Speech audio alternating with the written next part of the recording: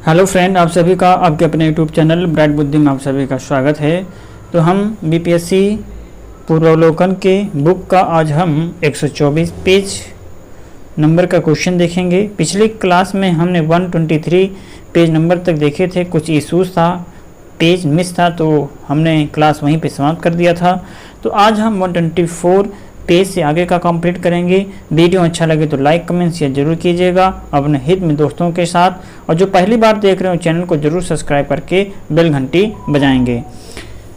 और यह है बीपीएससी तैयारी 4.0 के लिए बहुत ही महत्वपूर्ण क्लास है। तो आप इसको बार बार देख करके इस प्लेलिस्ट के सारे वीडियो को आप इसे बार बार देखें और रिवीजन करते रहें, क्योंकि ये बहुत इंपॉर्टेंट है। यहाँ से अक्सर क्वेश्चन पूछे ले जाते हैं। तो चलिए शुरू करते हैं। तो पिछले क्वेश्चन का यहाँ पे एक्सप्लेनेशन दिया हुआ था कि चंपारण की सफलता के बाद गांधी का अगला प्रयोग वर्ष 1918 में अहमदाबाद की एक कॉटन टेक्सटाइल मिल मालिक और मजदूरों के बीच बोनस बढ़ाने को लेकर के चल रहे विवाद में हस्तक्षेप करना था। और यह विवाद फ्लैग बोनस को लेकर के था, और फ्लैग का प्रकोप खत्म होने के बाद मालिक इसे समाप्त करना चाहते थे, जबकि मजदूर इसे बरकरार रखने की मांग कर रहे थे। उत्पादन लागत, मुनाफा और मजदूरों के जीवन निर्वाह खर्च का गहराई से अध्ययन करने के बाद गांधी जी ने घोषणा की कि मजदूरों को 33% बोनस मिलना चाहिए। फिर मालिकों के द्वारा गठित ट्रिब्यूनल ने इनकी बात मान ली। चलिए 33 नंबर क्वेश्चन है कि महात्मा गांधी ने राजनीतिक गुरु कौन थे। महात्मा गांधी के राजनीतिक गुरु कौन थे? तो इनके राजनीतिक गुरु इनमें से कोई नहीं थे। अर्थात जनवरी 1915 में महात्मा गांधी भारत लौटे थे। कब? जनवरी 1915 में भारत लौटे, और भारत आने पर उनका संपर्क गोपाल कृष्ण गोखले से हुआ, जिन्हें गांधी जी ने अपना राजनीतिक गुरु बनाया था। कौन थे? गोपाल कृष्ण गोखले। ये महात्मा गांधी के राजनीतिक गुरु थे। ऑल इंडिया हरिजन संघ की स्थापना 1932 में किसके द्वारा किया गया था? तो ये महात्मा गांधी के द्वारा ऑल इंडिया हरिजन संघ सेवक की स्थापना 1932 में किया गया। वर्ष 1932 में महात्मा गांधी के द्वारा ऑल इंडिया हरिजन संघ की स्थापना की गई। पहले इस संगठन का नाम अस्पृश्यता निवारण संघ था, और वर्ष 1933 में इसका नाम परिवर्तित करके ऑल इंडिया हरिजन संघ कर दिया गया। 35 नंबर क्वेश्चन कि ब्रिटिश का भारतीय सर्जेंट की उपाधि प्रथम विश्व के युद्ध के दौरान सरकार को अपना सहयोग देने के कारण किसने प्राप्त किया था? ब्रिटिश का भारतीय सर्जेंट की उपाधि प्रथम विश्व युद्ध के दौरान सरकार को अपना सहयोग देने के कारण किसे प्राप्त थी? 35 नंबर का क्वेश्चन होगा डी, अर्थात महात्मा गांधी को प्राप्त था। प्रथम विश्व युद्ध में महात्मा गांधी ने भारत में ब्रिटिश सरकार का सहयोग करने का निर्णय लिया, क्योंकि उन्हें ये उम्मीद थी कि प्रथम विश्व युद्ध की समाप्ति के बाद ब्रिटिश सरकार भारतीयों को स्वशासन का अधिकार प्रदान करेगी। इसी सहयोग के कारण उन्हें ब्रिटिश का भारतीय सर्जेंट कहा जाता है। सर्वोदय शब्द का प्रयोग सर्वप्रथम किसने किया था? तो ये महात्मा गांधी ने सर्वोदय शब्द का सर्वप्रथम प्रयोग किया। सर्वोदय शब्द जो है संस्कृत के दो शब्दों सर्व जिसका अर्थ होता है सबका तथा उदय जिसका अर्थ होता है उत्थान से मिलकर के बना हुआ है। सर्वोदय शब्द का प्रयोग सर्वप्रथम महात्मा गांधी ने किया था, और वर्ष 1908 में जॉन रस्किन की पुस्तक ऑन टू दिस लास्ट के अनुवाद में इनका प्रयोग किया गया। इसका उद्देश्य सभी के अंदर स्वाधीनता समानता की भावना का विकास करना था। इसके जो अंदर है स्वाधीनता और समानता की भावना का विकास करना था। चंपारण आंदोलन से कौन संबंधित नहीं थे? तो चंपारण आंदोलन से जयप्रकाश नारायण संबंधित नहीं था। चंपारण आंदोलन जो है ये 1917 में गांधी जी का साथ राजकुमार शुक्ल, राजेंद्र प्रसाद, अनुग्रह नारायण सिन्हा, जे.बी. कृपलानी, महादेव देवसाई, नरहरि पारेख आदि ने दिया था। जयप्रकाश नारायण चंपारण आंदोलन से संबंधित नहीं थे। अगर यहाँ पर शुक्ल होता तो ये सही होता, बट यहाँ पर जयप्रकाश नारायण लिखा हुआ है। 1917 के चंपारण सत्याग्रह से कौन संबंधित नहीं थे? तो इसमें से संबंधित नहीं थे। D number Ram Manohar Lohia. किसान आंदोलन एवं विकास सभा। किसान आंदोलन एवं विकास सभा से संबंधित प्रश्न है कि मुंगेर का बरहिया ताल विरोध का उद्देश्य क्या था। बरहिया ताल विरोध का उद्देश्य क्या था, तो ये था बकासत भूमि की वापसी की मांग थी। मुंगेर के बरहिया ताल विरोध का उदय जो है या उद्देश्य जो है, ये बकासत भूमि की वापसी की मांग थी। ये आंदोलन वर्ष 1936-38 में कार्यानंद शर्मा के नेतृत्व में चलाया गया था। 1875 के दक्कन के दंगों का तात्कालिक कारण क्या था। 1875 के दक्कन के दंगों का तात्कालिक कारण क्या था, तो इनका तात्कालिक कारण महाजनों के द्वारा ऊंची ब्याज दर थी। महाजनों के द्वारा ऊंची ब्याज दर थी। 1875 के दक्कन विद्रोह के अनेक कारण थे, जैसे कि महाजनों के द्वारा ऊंची ब्याज दर और कृषकों का अस्थायी रूप से कर्जदार होना। भू राजस्व की ऊंची ब्याज दर, कृषकों की अशिक्षा और गरीबी के कारण उनके खेत, घर आदि की गिरवी रख करके ऋण पत्र पर उनसे हस्ताक्षर करवाना और न्याय व्यवस्था की जटिल एवं खर्चीली प्रणाली के कारण किसानों का अपने हितों की रक्षा करने में विफलता। इसी परिस्थिति में 1875 और 76 के अकाल ने कृषकों की ऋण शोधन क्षमता को पूरी तरह खत्म कर दिया। दूसरी तरफ भूमि के मूल्यों में गिरावट के कारण साहूकार ऋणों की वसूली में शीघ्रता करने लगे। इस तरह महाजनों के द्वारा ऊंची ब्याज दर पर वसूली दक्कन विद्रोह का तात्कालिक कारण बन गया। किस प्रदेश के ग्रामीण क्षेत्रों में एका आंदोलन चलाया गया था। किस प्रदेश के ग्रामीण क्षेत्रों में एका आंदोलन चलाया गया था, तो ये अवध प्रदेश में चलाया गया था। 1921-22 में अवध के किसानों ने एका नाम से एक आंदोलन चलाया। यह आंदोलन हरदोई, बहराइच, सुल्तानपुर, बाराबंकी और सीतापुर क्षेत्र में केंद्रित था। एका आंदोलन के प्रमुख नेता मदारी पासी थे।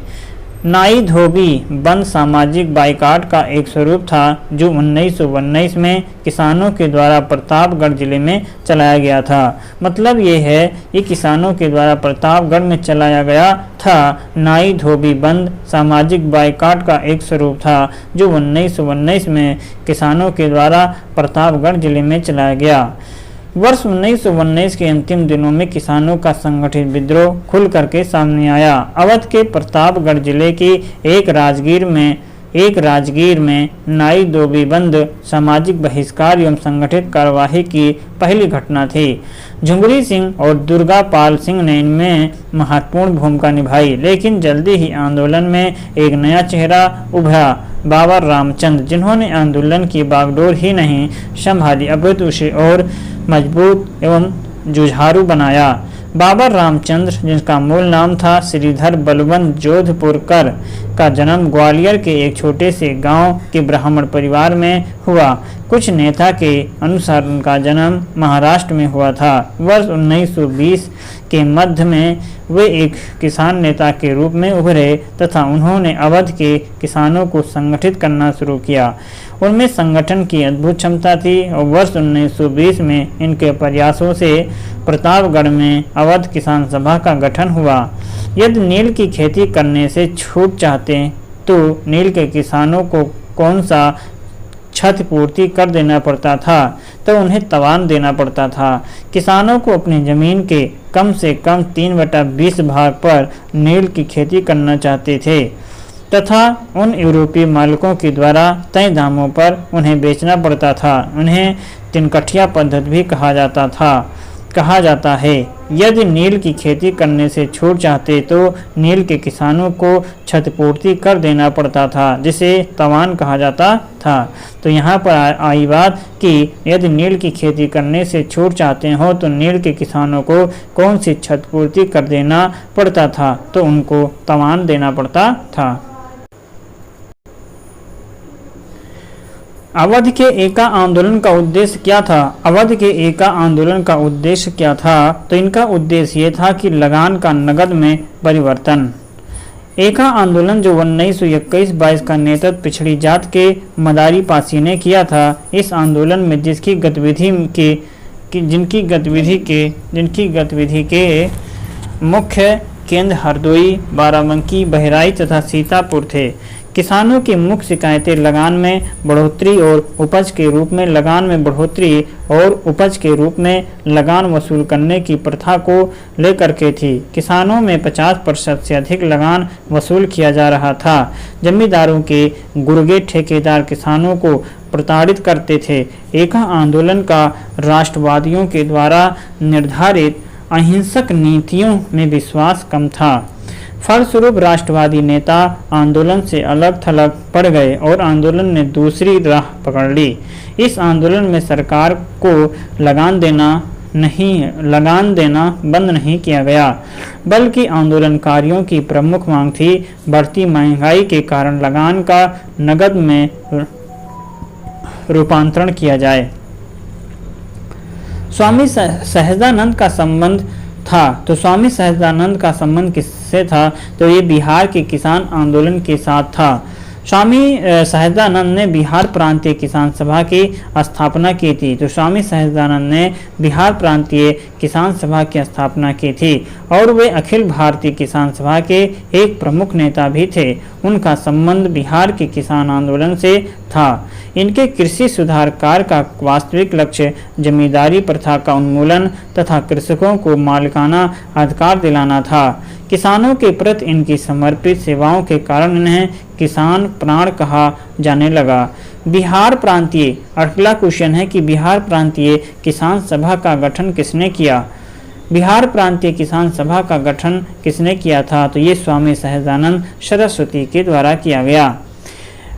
तो बिहार में किसान आंदोलन की शुरुआत स्वामी सहजानंद सरस्वती के नेतृत्व में हुई। सहजानंद सरस्वती ने वर्ष 1929 में बिहार प्रांतीय किसान सभा की स्थापना की। इस सभा का विस्तार बिहार के गांव में करने में उन्हें कार्यानंद शर्मा, राहुल सांस्कृत्यायन, पंचानंद शर्मा और मधुनंदन शर्मा आदि वामपंथी नेताओं का सहयोग मिला। स्वामी सहजानंद निम्न में से किससे संबंधित थे? तो स्वामी सहजानंद निम्न में से बिहार में किसान आंदोलन से संबंधित थे। स्वामी सहजानंद सरस्वती ने एक पत्रिका का प्रकाशन किया जिसका नाम था। तो स्वामी सहजानंद ने एक पत्रिका का प्रकाशन किया जिसका नाम हुंकार था। स्वामी सहजानंद सरस्वती आधुनिक भारत के प्रमुख कृषक नेता थे। इन्होंने हुंकार नामक पत्रिका का प्रकाशन किया था। तो स्वामी सहजानंद सरस्वती आधुनिक भारत के प्रमुख कृषक नेता थे। इन्होंने हुंकार नामक पत्रिका का प्रकाशन किया। इनमें से कौन बिहार में किसान आंदोलन के साथ जुड़े हुए थे? तो राजेंद्र प्रसाद जो थे ये बिहार में किसान आंदोलन के साथ जुड़े हुए थे। राजेंद्र प्रसाद बिहार में किसान आंदोलन से जुड़े थे। वे सितंबर 1946 में गठित अंतरिम सरकार में खाद्य एवं कृषि मंत्री भी थे। ये संविधान सभा के अध्यक्ष भी थे और संविधान लागू होने के बाद भारत के प्रथम राष्ट्रपति भी बने। किसान नेता, अगला क्वेश्चन है कि किसान नेता मोतीलाल तेजावत संबंधित हैं। तो ये मेवाड़ के भील आदिवासी आंदोलन से संबंधित हैं। किसान नेता मोतीलाल तेजावत मेवाड़ क्षेत्र के भील आदिवासी आंदोलन से संबंधित हैं। इन्होंने वनवासी संघ की स्थापना की तथा 1920 के दशक में इसी आंदोलन का नेतृत्व भी किया था। किसान क्या करे ये किसके द्वारा या किसने लिखी थी? तो ये लिखा था स्वामी सहजानंद सरस्वती ने। किसान क्या करे किसने लिखा? स्वामी सहजानंद सरस्वती। किसान क्या करे नामक पुस्तक 20वीं सदी ईस्वी के प्रख्यात किसान नेता स्वामी सहजानंद सरस्वती ने लिखी थी। 1937-38 के दौरान बिहार में बकास्त आंदोलन किसके द्वारा आयोजित किया गया था? तो ये स्वामी सहजानंद के द्वारा बकास्त आंदोलन आयोजित किया गया था 1937-38 में। 1937-38 के मध्य बिहार में बकास्त आंदोलन के प्रमुख नेता स्वामी सहजानंद सरस्वती थे। बकास्त का अर्थ है स्वयं का जोता हुआ है। प्रायः जमींदार बकास्त भूमि में काश्तकार को बेदखल कर देते थे। इस आंदोलन के दौरान किसानों ने बेदखली के विरुद्ध संघर्ष किया। अखिल भारतीय किसान सभा के प्रथम सत्र की अध्यक्षता किसने किया था? तो ये स्वामी सहजानंद ने अखिल भारतीय किसान सभा के प्रथम सत्र की अध्यक्षता की थी। अप्रैल 1936 में लखनऊ में अखिल भारतीय किसान कांग्रेस की स्थापना हुई, जिसका नाम बदल करके अखिल भारतीय किसान सभा कर दिया गया। बिहार प्रांतीय किसान सभा के लड़ाकू संस्थापक स्वामी सहजानंद सरस्वती इसके अध्यक्ष और आंध्र में किसान आंदोलन के अगुवा तथा कृषि के क्षेत्र की समस्याओं के विद्वान E.G. रंगा महासचिव चुने गए। फैजपुर में कांग्रेस सत्र के साथ अखिल भारतीय किसान कांग्रेस का भी दूसरा सत्र चला, जिसकी अध्यक्षता N.G. रंगा ने किया था। अखिल भारतीय किसान कांग्रेस का गठन किया गया था, तो ये किया गया था सन 1936 में। 1936 में लखनऊ में अखिल भारतीय किसान सभा का प्रथम अध्यक्ष किसे चुना गया था? तो ये स्वामी सहजानंद सरस्वती को लखनऊ में अखिल भारतीय किसान सभा का प्रथम अध्यक्ष चुना गया। वो कौन जगह थी जहां अखिल भारतीय किसान सभा का पहला अधिवेशन हुआ था? वो कौन सी जगह थी जहां पर अखिल भारतीय किसान सभा का पहला अधिवेशन हुआ? तो लखनऊ था। निम्नलिखित में से किस एक कांग्रेसी नेता ने प्रथम अखिल भारतीय किसान सभा में भाग लिया था? तो जवाहरलाल नेहरू। निम्न में से किस एक कांग्रेसी नेता ने प्रथम भारतीय किसान सभा में भाग लिया? तो ये जवाहरलाल नेहरू। अखिल भारतीय किसान सभा 1936 को जवाहरलाल नेहरू ने भी संबोधित किया था। 1936 में अखिल भारतीय किसान सभा को जवाहरलाल नेहरू ने भी संबोधित किया था। इस अधिवेशन में स्वामी सहजानंद सरस्वती को इस सभा का अध्यक्ष और N.G. रंगा को महासचिव चुना गया। स्वामी सहजानंद सरस्वती ने भूमि और जलमार्ग के राष्ट्रीयकरण की मांग के साथ अखिल भारतीय संयुक्त किसान सभा का गठन किया। गठन किया था? तो ये उनकी मृत्यु से ठीक पहले, अर्थात स्वामी सहजानंद सरस्वती ने भूमि और जलमार्ग के राष्ट्रीयकरण की मांग के साथ अखिल भारतीय संयुक्त किसान सभा का गठन अखिल भारतीय संयुक्त किसान सभा का गठन किया। उनकी मृत्यु से ठीक पहले किया था। अखिल भारतीय किसान सभा का गठन स्वामी सहजानंद सरस्वती के द्वारा सन 1936 में किया गया था। 1949 मृत्यु के कुछ समय पूर्व सहजानंद ने ऑल इंडिया यूनाइटेड किसान सभा का गठन किया था। इस संगठन की मूलभूत मांग भूमि, जलमार्ग, ऊर्जा और संपत्ति के सभी स्रोतों का राष्ट्रीयकरण करना था। साराबंदी आंदोलन जो 1922 के किसके नेतृत्व में प्रारंभ हुआ था? तो ये प्रारंभ हुआ था सरदार वल्लभ भाई पटेल के नेतृत्व में। गुजरात के सूरत जिले में स्थित बारदौली वर्ष 1928 के बाद राजनीतिक गतिविधियों का केंद्र बन गया था। बारदौली के मेहता बंधुओं कल्याण जी और कुंवर जी तथा दयाल जी देसाई ने किसानों के समर्थन में वर्ष 1928 में आंदोलन चलाया। बाद में इसका नेतृत्व सरदार वल्लभ भाई पटेल ने किया और पटेल के नेतृत्व में ही 1928 में कोई कर नहीं आंदोलन चलाया गया। ज्ञातव्य है कि कर न अदायगी का आंदोलन गांधी जी ने असहयोग आंदोलन के दौरान वर्ष 1922 में बारदौली से चलाने का विचार बनाया था, लेकिन चौरी चौरा घटना के कारण यह आयोजना स्थगित कर दी गई। बिहार लोक सेवा आयोग ने त्रुटिवश साराबंदी आंदोलन की तिथि वर्ष 1928 के स्थान पर 1922 लिखा है, जो कि गलत है। बारदौली सत्याग्रह का सफल नेतृत्व किसने किया था? तो ये वल्लभ भाई पटेल के द्वारा बारदौली सत्याग्रह का सफल नेतृत्व किया गया था। 1921 का मोपला विद्रोह कहाँ पर हुआ था? तो ये केरल में 1921 का मोपला विद्रोह हुआ था।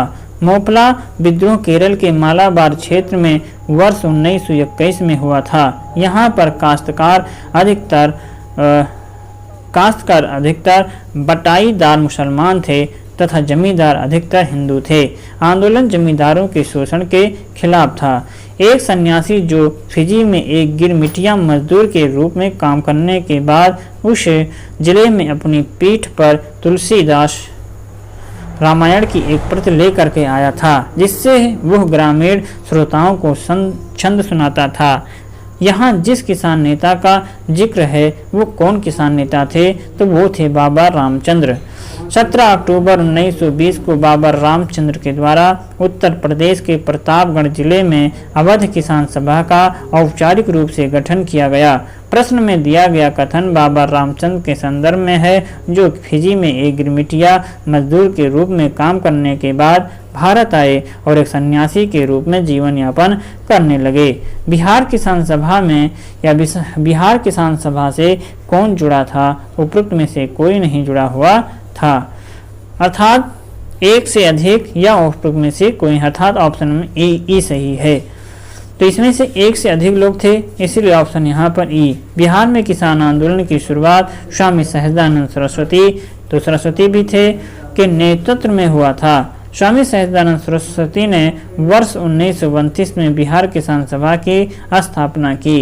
इस सभा का विस्तार बिहार के गांव में करने में उन्हें कार्यानंद शर्मा, जो कि B option, Rahul Sankrityayan C option और पंचानन शर्मा, यदुनंदन शर्मा आदि वामपंथी नेताओं का सहयोग मिला था।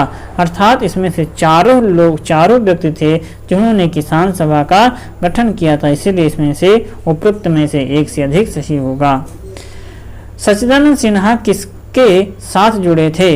तो सच्चिदानंद सिन्हा इनमें से किसी के साथ नहीं जुड़े हुए थे। ना ही वो भारत छोड़ो आंदोलन से, ना ही दांडी मार्च से और ना ही सबने विज्ञा आंदोलन से वो संबंधित थे।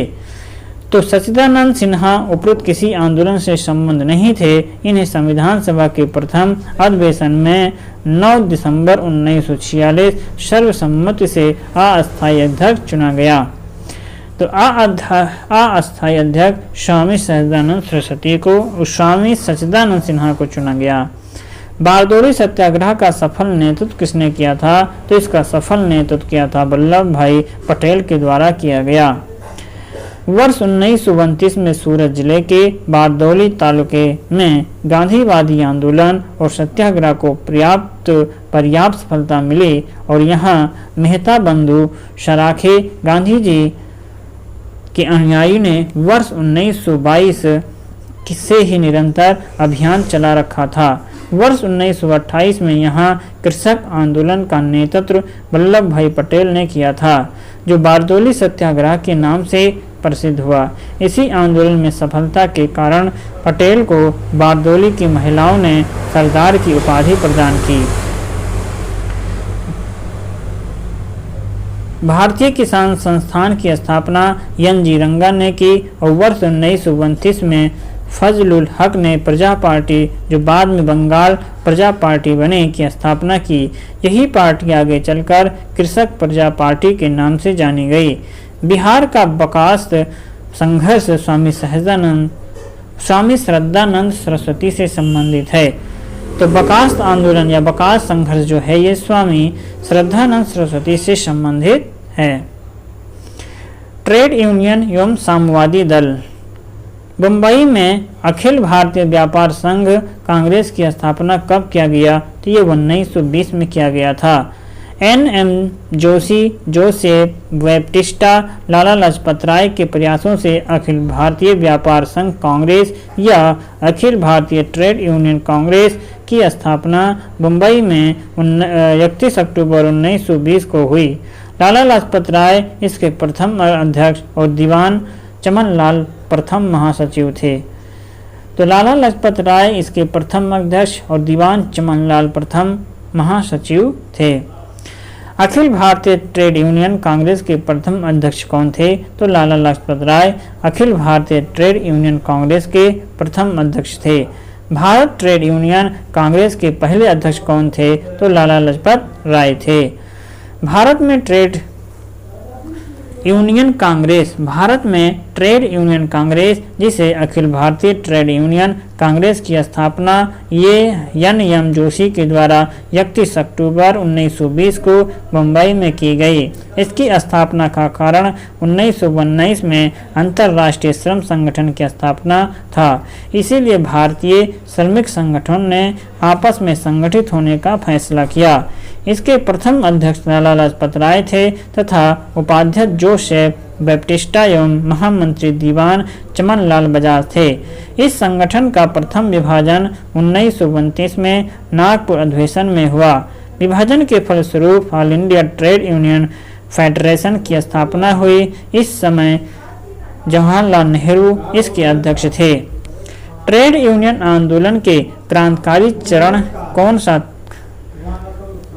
ट्रेड यूनियन आंदोलन के क्रांतिकारी चरण का समय क्या था? तो ये बी नंबर सही है उसका। 1926 से 39 ट्रेड यूनियन आंदोलन के क्रांतिकारी चरण का समय था। ट्रेड यूनियन आंदोलन के क्रांतिकारी चरण का समय 1926 से 39 तक माना जाता है। इस दौरान एम.एन. राय, मुजफ्फर अहमद, श्रीपाद ए डांगे, शौकत उस्मानी आदि भारत में ट्रेड यूनियन आंदोलन के प्रमुख नेता थे। भारत की कम्युनिस्ट पार्टी और राष्ट्रीय स्वयंसेवक संघ की स्थापना के क्रमशः सबसे करीबी वर्ष बताना है। ये 1925 और 1925। भारत की कम्युनिस्ट पार्टी और राष्ट्रीय स्वयंसेवक संघ की स्थापना 1925 में क्रमशः कानपुर और नागपुर में हुआ था, अर्थात दोनों की स्थापना 1925 को हुआ था। भारत की कम्युनिस्ट पार्टी और राष्ट्रीय स्वयंसेवक संघ की स्थापना 1925 में किया गया। कम्युनिस्ट इंटरनेशनल का सदस्य बनने वाला पहला भारतीय कौन था? कम्युनिस्ट इंटरनेशनल का सदस्य बनने वाला पहला भारतीय कौन था? तो एम.एन. राय थे। कम्युनिस्ट इंटरनेशनल की स्थापना 1919 में व्लादिमीर इलिच लेनिन और रूसी पार्टी बोल्शेविक के द्वारा की गई थी। एम.एन. राय लेनिन के निमंत्रण पर मॉस्को गए तथा कम्युनिस्ट इंटरनेशनल के सदस्य बने।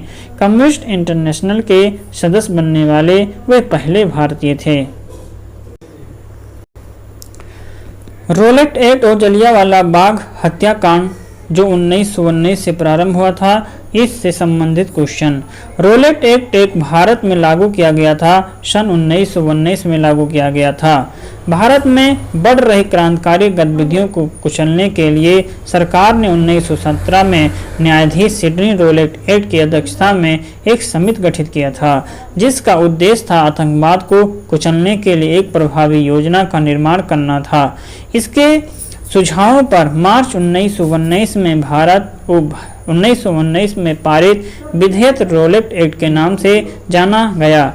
रोलेट अधिनियम के द्वारा अंग्रेजी सरकार जिसको चाहे जब तक चाहे बिना मुकदमा चलाए जेल में बंद रख सकती थी।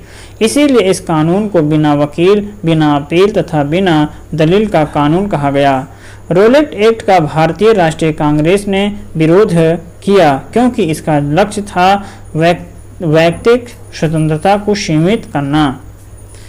मार्च 1919 में केंद्रीय विधान परिषद से पास हुआ विधेयक रोलेट एक्ट के नाम से जाना गया, जिसके अनुसार अंग्रेजी सरकार जिसको चाहे जब तक चाहे बिना मुकदमे चलाए जेल में बंद रख सकती थी। इस कानून के द्वारा वैयक्तिक स्वतंत्रता को सीमित किया गया था। प्रथम विश्व युद्ध के दौरान किस ब्रिटिश नीति का उद्देश्य भारत में असहमति को दबाना और नागरिक स्वतंत्रता को कम करना था? तो ये रोलेट एक्ट के तहत हुआ था। रोलेट एक्ट को मार्च 1919 में पारित किया गया था, परंतु रोलेट एक्ट के बीज 1915 में बोए गए थे, जब प्रथम विश्व युद्ध के दौरान उपनिवेश विरोधी गतिविधियों पर अंकुश लगाने के लिए दमनकारी भारत रक्षा अधिनियम लागू किया गया। तब अतः विकल्प सी सत्य है। जलियांवाला बाग नरसंहार किस गांधीवादी सत्याग्रह से संबंध हुआ? जलियांवाला बाग नरसंहार किस गांधीवादी सत्याग्रह के संबंध में हुआ था? तो यह रोलेट एक्ट सत्याग्रह के संबंध में हुआ। अखिल भारतीय राजनीति में गांधी का पहला साहसिक कदम रोलेट एक्ट के विरुद्ध सत्याग्रह था। रोलेट एक्ट मार्च 1919 में लागू किया गया था, जिसके विरुद्ध गांधी जी ने 6 अप्रैल 1919 को देशव्यापी हड़ताल का आयोजन कराया था। जलियांवाला बाग में 13 अप्रैल 1919 को शांतिपूर्ण जनसभा में लेफ्टिनेंट जनरल डायर ने नरसंहार करवाया था। जलियांवाला बाग हत्याकांड कब हुआ था? तो ये हुआ था 13 अप्रैल 1919 को हुआ था। जलियांवाला बाग में प्रदर्शन के लिए क्यों लोग जमा हुए थे? तो इसलिए किचलू तथा सत्यपाल के बंदी बनाने के विरोध में प्रदर्शन करने जलियांवाला बाग में प्रदर्शन के लिए क्यों लोग जमा हुए? रोलेट एक्ट के बढ़ते विरोध को देखते हुए सरकार ने गांधी जी तथा कुछ अन्य नेताओं के पंजाब के प्रवेश पर प्रतिबंध लगा दिया। इससे वहां की जनता का आक्रोश बढ़ गया। यह आक्रोश तब और बढ़ गया जब पंजाब के 2 लोकप्रिय नेता डॉक्टर सतपाल एवं किचलू को गिरफ्तार कर लिया गया। इस गिरफ्तारी और रोलेट एक्ट का विरोध करने के लिए लोगों ने अमृतसर के जलियांवाला बाग में एक विशाल सभा का आयोजन किया। इसी बाग में 13 अप्रैल 1919 को शांतिपूर्ण जनसभा में जनरल डायल ने नृशंस नरसंहार करवाया था। 7वां नंबर क्वेश्चन है, रविंद्रनाथ टैगोर ने अपनी नाइटहुड उपाधि किस कारण के त्याग किया था? तो ये हम अगली क्लास में पढ़ेंगे 7वें नंबर से। तो आज के लिए बस इतना ही। वीडियो अच्छा लगे तो लाइक कमेंट शेयर जरूर कीजिए अपने हित मित्र दोस्तों के साथ। जो पहली बार देख रहे हैं चैनल को जरूर सब्सक्राइब करके बेल घंटी जरूर बजाएं। चलिए मिलते हैं नए क्लास में, तब तक पढ़ते रहें, मस्त रहें, रिवीजन करते रहें। नमस्कार।